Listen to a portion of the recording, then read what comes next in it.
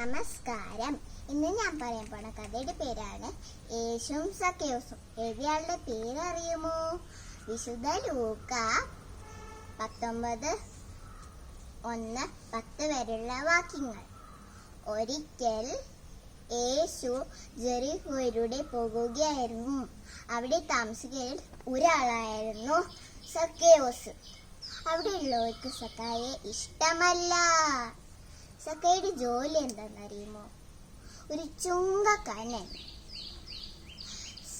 പിരിച്ചെടുത്തതിൽ പകുതി പണം കമ്മരക്കാർക്ക് കൊടുക്കും, ബാക്കി പണം സക്കായ എടുക്കും. സക്കായ ഒരു വലിയ ധനികനായിരുന്നു.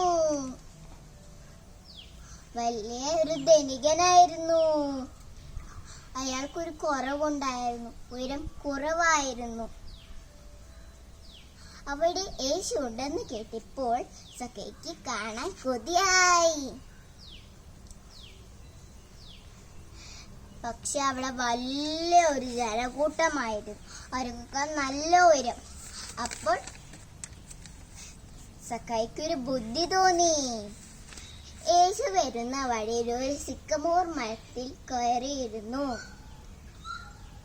യേശു മരത്തിന്റെ ചോട്ടിലെത്തിയപ്പോൾ മരത്തിന്റെ ചോട്ടിൽ നിന്നിട്ട് വിളിച്ചു, സക്കായെ താഴെ ഇറങ്ങി വാ.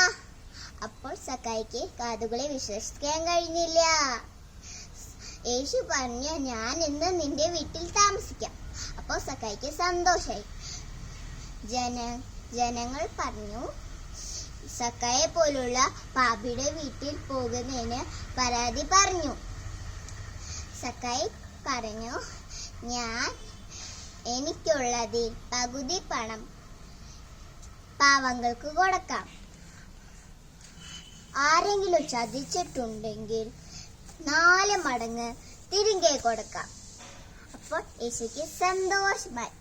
കൂട്ടുകാരെ, നിങ്ങൾക്കിത് എന്താ മനസ്സിലായേ?